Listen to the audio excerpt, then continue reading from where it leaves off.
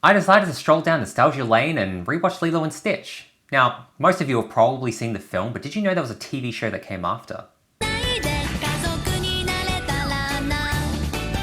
I I have no idea what that was. I was talking about this one.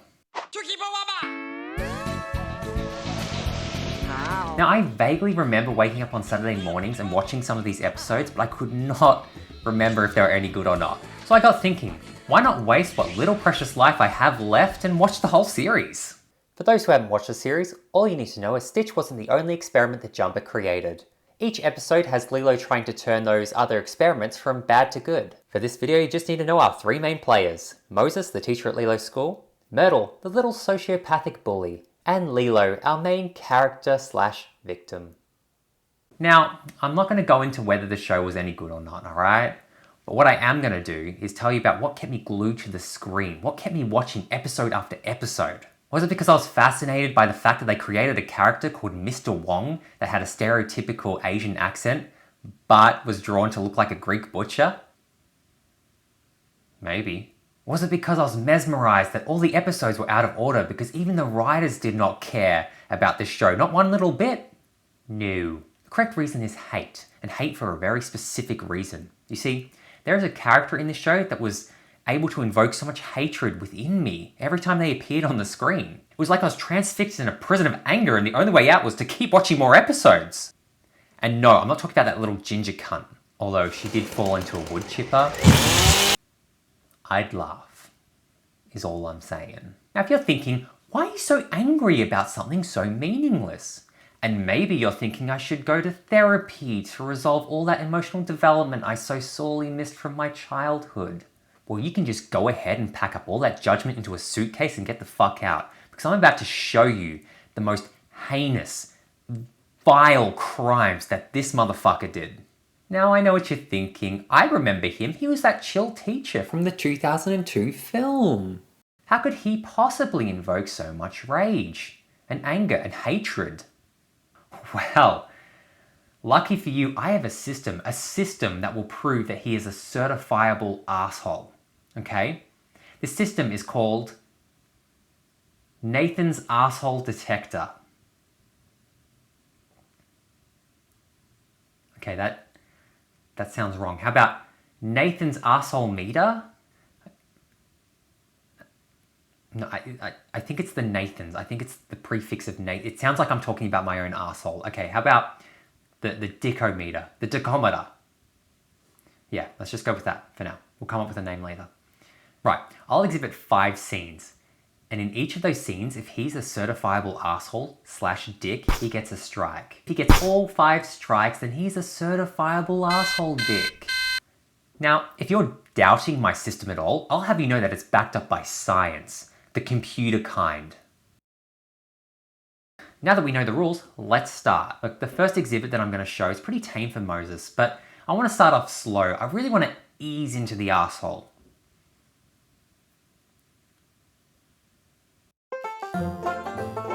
Alright, so the scene I'm about to show you is from an episode called French Fry. It's about an experiment who force feeds you fast food with 0 calories, so you can eat as much as you want, but you still bloat out. The experiment does this in the hopes of fattening you up so he can eat you. Yeah, you know, we've all been there. Anyway, so this experiment force feeds Lilo until she's as big as Violet in Willy Wonka after she eats that magical chewing gum, and she quite literally rolls up to class.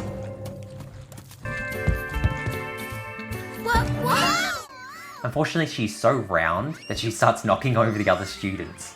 I mean, you know, once again, we have all been there. So what does our mate Moses do? He bitches about her roundness. Lilo, have you been eating okay? Because you're looking kind of round and you're rolling over people. It's not nice. I'm sorry, but what teacher sees a student blow up to 100 times their size in a day and just has no concern? Like, instead of getting medical help, he just insults her. And also, look, I don't want to have to do this. Like, I know my figure, I look like Slim from Bug's Life, alright?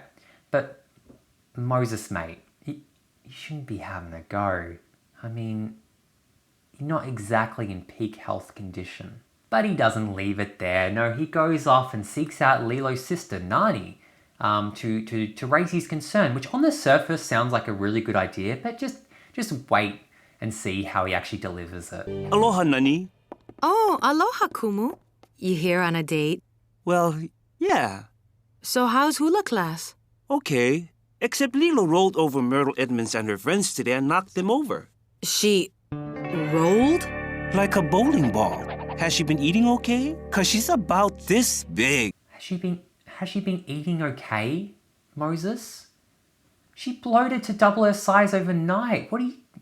Why wouldn't you just immediately rush her to hospital? Like, do you think she just ate one of those inflatable bumper balls and just didn't get round to digesting it? Side note, I love how he's here on a date. I'd love to hear that conversation, Just him going, hey, do you mind if we stop off here? One of my students bloated up to the size of a Mini Cooper overnight, and I just want to make sure she didn't eat any fast food. And his date is just thinking, note to self, do not have kids with this man. And that is a strike for you, Moses. You just be thankful we're not striking you for stupidity. Alright, our next scene is from an episode called Cannonball.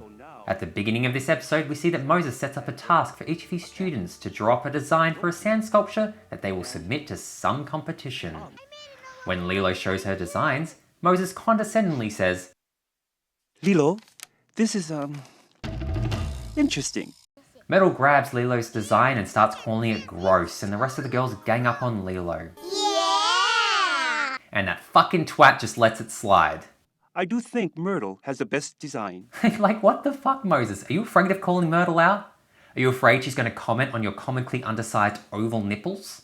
Nipples. And because he provides no repercussions to the bullies, they feel completely okay to rip up Lilo's designs right in front of him. Yeah.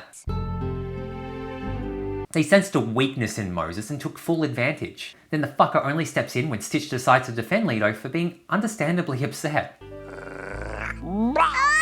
Girls, this is not what Aloha is about. I bet this dumpster of a human is like those teachers that only step in when the victim finally fights back. Like, you could literally be dismembered. You could just be a torso and a head, and then with your last bit of energy, you headbutt your attacker. And then the teacher finally steps in and goes, okay, let's break it up. Yeah, Moses, you got another strike, buddy. All right, next. This is where it starts getting a little bit dark. Graduation day is coming up and all the students are required to have a photo taken with their family, which gives Mertle the perfect opportunity to bully Lilo. They are looking at the previous student photos, one of which is Lilo's sister Nani and their parents. Hey, Weirdlo, isn't that your sister Nani? Yeah. She's so pretty. And what a normal-looking family. Yeah!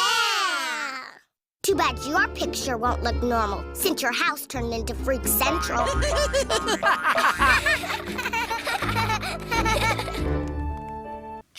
Jesus! What makes this so fucked up is the reason why Mertle is saying it turned into such a freak show is because Lilo's parents died. Lilo is now being raised by her sister, Nani, and her aunt and uncle, which are actually aliens disguised from another planet. So she's basically taunting her for not being able to have her parents in the photo. This is probably one of the most horrific things she says to Lilo in like the whole entire series. And what does Moses do? He's just standing there with that fucking gimp look on his face. Look at him right there with that dopey fucking look on his face. Now I know in the past, teachers were able to punish students physically. And we as a society have somewhat moved on from that. But in this instance, he needed to take a swing, you know what I mean? Or at least put her in a chokehold. I'm not saying until she dies, just for like a minute or two. You know, enough to cause like a little bit of brain damage, like a little bit. But the fact is, there is a reason why this impotent invertebrate doesn't tell her off, and that is because he agrees with her. Yeah, and I have the rage-inducing evidence to prove it. You see, later in the episode when Lilo overcomes the insecurity that Mertle instilled and Moses enabled, she takes a photo of her current family and she puts it up on display. And what does Moses say to this? Mahalo! Everyone's talking about your picture on the graduation wall. It's so unusual. Why? Why? Just, why would you say it's unusual? Unusual to a kid who's showing you a photograph of their family. To a kid whose parents died and was a little bit insecure about, you know, not having their parents for the photo. Just look at that face. Look at Look at that gimp face, the way he says it. Look at that. Ooh, look at it. Right? What kind of sociopathic person would be able to say that in reality? If he found a kid hanging off a cliff, just about to fall, and the kid's reaching up going, help me. You know what Moses would do? He'd say, well, it's dangerous to play next to a cliff. Well, he shouldn't have been doing that. And he just kicks dirt in the kid's face and walks off. You know what, Moses? That's another strike. This is not looking good for you, Moses. Next. Okay, so it's Halloween and Lilo rocks up in a pretty standard Halloween-esque costume. Firstly, Moses bitches about it. Isn't it cool? Watch this. He immediately requests for her to change in that classic, I don't want to be the bad guy, but I'm still doing it anyways tone. And then he points out she should dress more like her bullies. Princess, princess, princess, or princess. Yeah, great job, Moses. Just give more power to the bullies. Yeah, and because of that, Mertle feels it's pretty much okay to mock Lilo right in front of him. Yeah. At least we're not a weirdo, or weirdo. And what does the guy do? He just lets it happen. Classic Moses. Oh, Moses. You little cunt. Every time Mertle bullies Lilo, Moses just has this gimp face. And every time I see it, I feel like a blood vessel just pop in my brain.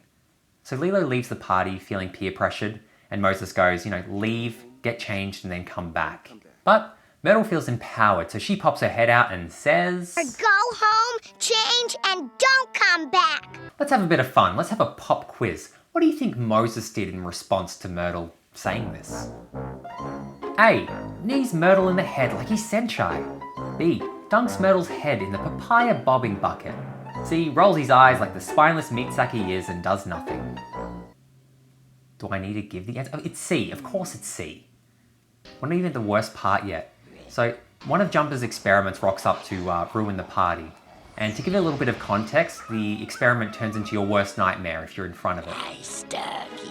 However, this experiment was in front of Moses, who happens to be so afraid of spiders, he just bails on the children. I'm not even joking. What's going on here? He just legs it out of there, leaving defenseless children to fend for themselves against a giant arachnid. The amount of panic he induced by screaming and fleeing is actually hilarious. Seriously, how is anyone comfortable leaving kids in his care? Oh no. Is that a dead child? Is that a dead child body? Oh no. Anyways, what was I talking about? Oh yeah, not only that, later you see kids still there and he isn't present. He never came back to check. Did he just leave the building and go, well, that spider is going to feast on children and will therefore be full. I can go home and watch TV knowing it will not come after me because it will be full of children. Oh, so you know what, Moses? That's another strike. You got one last chance, Moses. Next. Okay, so this next scene is peak Moses, alright? It's unchallengeable, it's defining, it's pure cunt, asshole, dick energy. I already know what I'm about to show you, and even right now, I'm angry. To summarize, the kids are at school, and they're going to be building a float to be in a parade. Each year they take turns in being the leader of the group, of the designs, and this year it happens to be Lilo's turn. Look, she has an idea what she wants the float to be, and it's a little bit weird, but it's quite creative, and since everyone else got their chance to be a leader and get their designs through, she wants this year's to be hers. The scene immediately begins with Mertle ripping into Lilo. That is the most ugliest, dumbest, weirdliest idea I ever saw. Of course, Moses just lets this slide because he has the moral fiber of an eye-eating amoeba. Moses makes Lilo justify why her idea should be built, and she gives a pretty detailed answer. The locusts represent the hard times that were overcome with the king's wise leadership. And Mertle, of course, gets the rest of the kids to agree to refuse to build Lilo's idea, and Moses once again just stands there with that gormless look on his face. I'm not spending 1 minute building a bug float. But it's my turn to be the chairman of the float committee. Just look at that fucking face. Even more infuriating, Lilo quite rightly mentions at this point that they were forced to do Myrtle's idea last year. Mertle drones on about how that was because it was the best idea ever and that Moses agreed with that sentiment. It was the best fastest float ever. Even Moses said so. Now the correct thing to do here, for a human that isn't completely devoid of empathy, is to go, well, it was a great idea, Mertle, but everyone can have good ideas. So why don't we just incorporate everyone's ideas so we can have a float that represents everybody here? Or some bullshit like that. But he just says nothing, leaving Lilo to feel insecure. So she asks him whether he likes her idea or not. And he just goes, The truth is, Lilo, it's a little scary. "What the fuck, man? You could have just said, look, Lilo, I appreciate the creativity that you've shown, but it could frighten some of the younger audience members. Why do you have to be such a dick? I feel like someone needs to audit this guy. Like, are we sure he has his working with children certificate? God." So Lilo gets desperate after being bullied by the rest of the kids, and having Moses completely not be on her side, so she pleads that she's the chairman and it's her turn to decide the theme. So Moses, aka the human equivalent of that little foam that appears on hot dog water, decides to give her a lesson about how leaders are meant to listen. You know, Lilo, being a leader is more than telling people what to do. It's important to listen to other ideas. Dude, we actually have evidence of that ginger nut forcing everyone else to do her idea last year, and you didn't stop to give her a lesson. I have an idea. A princess castle float for the coconut queen. A castle sounds nice, don't you think, Lilo? It's settled. I'm the official float leader. I feel like I'm actually dying right now. Like, I felt like a little snap in my brain. Like, if I actually put my microphone up to my head, you would have heard a little sound of something going. Like, honestly, do I even need to say anything? You saw it. You heard it. A castle sounds nice. Does this guy breathe in black mold for a hobby? Why would you enable that behavior? Like, asking her to conform to her bully's idea, he knows how Mertle treats her, right? And even after his big fucking lesson of a leader listens to everyone else, he just lets Mertle assume the leader role from this point forward, and he knows that she's not going to listen to anyone else. In fact, she just dictated her idea once again. God, he lets his children battle it out like it's Lord of the fucking Flies. He literally disempowered Lilo by letting the bully take over. And not only is Lilo going to grow up emotionally stunted, he's also enabling the behavior of this little psychopath who I'm sure is going to grow up to be a prolific serial killer. God. Oh, this fucking guy. What frustrates me the most is the description of this character is like, he's a great guy, he's a really chill dude, but he just punishes Lilo because he never catches Mertle doing anything. But I've literally, this whole video I have shown you the whole time that he is there, he's present almost every single time. He just doesn't do anything about it. In fact, he enables, this goddamn character enables that behavior at times. God, this character is not worth the ink they used to draw him. So yeah, that is your fifth strike, Moses, and would ya look at that? Well, I guess that's settled. Moses is a certified asshole. I mean, he really shouldn't be allowed near kids. Now, if you don't mind me, I'm gonna go get a hammer and see if I can't damage the part of my brain that retains the memories of Moses.